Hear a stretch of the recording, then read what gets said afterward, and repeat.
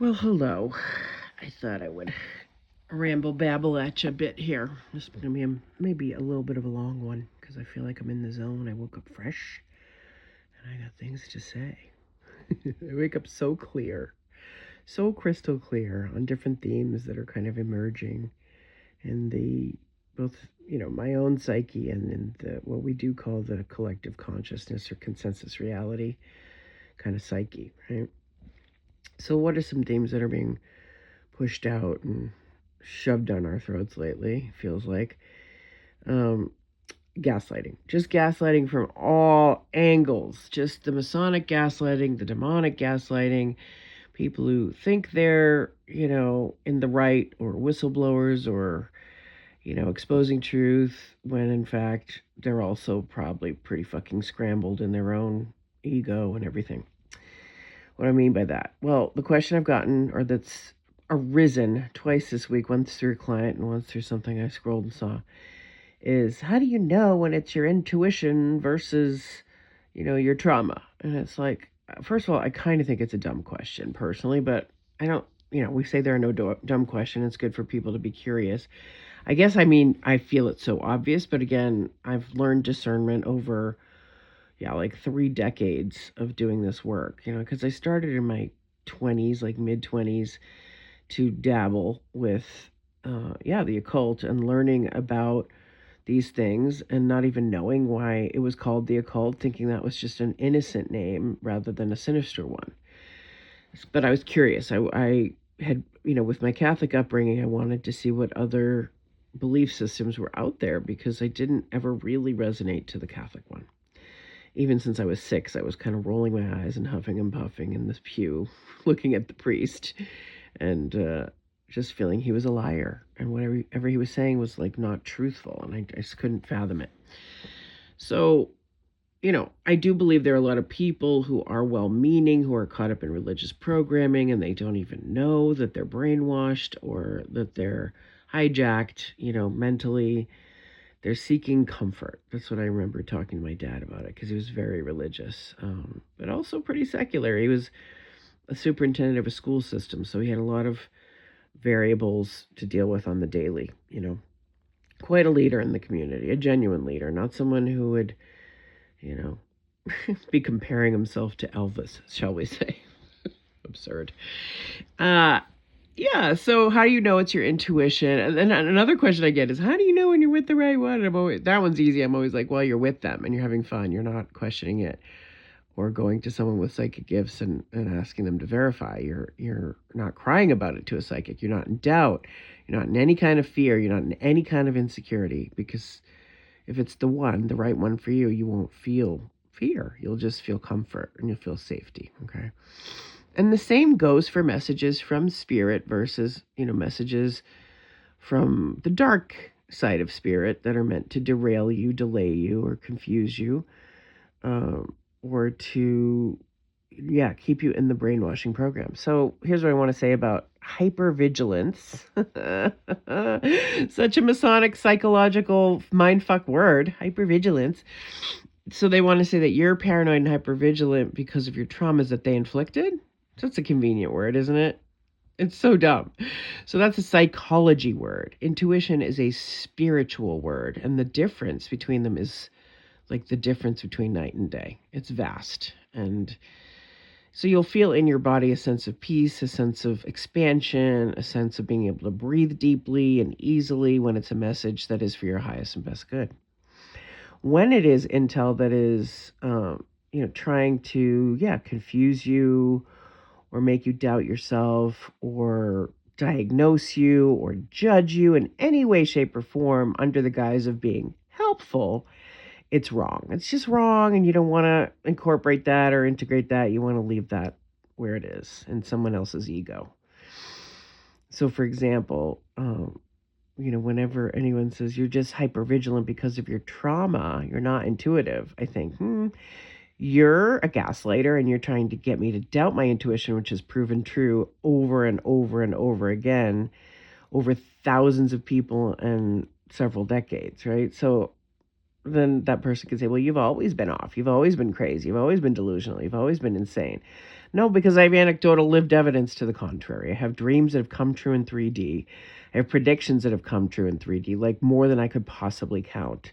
And I'm not saying this to toot my own horn or be in my ego. I'm just saying it isn't a very matter of fact, uh, accuracy levels. And do I always get it right? Absolutely not. Um, but more often than I get it wrong, probably. And again, anecdotally, people come back later and say everything happened just like you said it would, and I'm like, wow. I'm mystified by that always. I never get jaded or cynical or cocky about that. But yeah, hypervigilance is a dumb fucking Masonic word. So don't even, it's about your nervous system and your response to bullshit.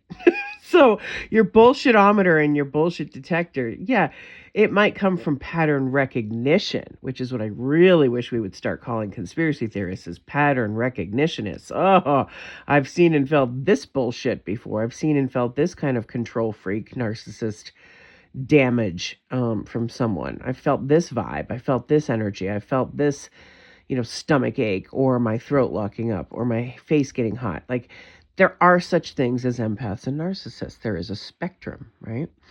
We can all have narcissistic tendencies, but we don't all have empathy. The people who hurt babies and lie about it don't have empathy. And we should be not hyper vigilant about that, but extremely vigilant about that. Not paranoid about that, but extremely rock solid in our faith and in our intuition, right? So don't let anybody tell you that you're not healed and that you have more work on your nervous system to do or that you're trauma triggered if they haven't lived your experience and walked in your shoes, because they don't know. They don't know how you're processing things that are coming at you or that you've been through or that you're still going through. They don't know. It's the same when I say, oh, you're going to go to a doctor and they're going to tell you who are in 5 minutes and give you a medicine that's going to alter your brain chemistry. There's no brain scan for that. There's no blood test for that. There is no Western medicine way to prove that the way these meds work in people's bodies is beneficial. They just don't know. They're shooting, blanks in the dark. They want people docile and controllable. So they want everybody under the influence of something, okay? Mostly deception and lies and ego. So, yep, your intuition. I want all women to start trusting their intuition way more than they trust some guy who's spinning them a line or some woman who's spinning them a line about how you're damaged, your trauma is keeping you away from me, or your trauma is making you overreact or be dysregulated. No, that is bullshit of the first order, okay, of the brotherhood order.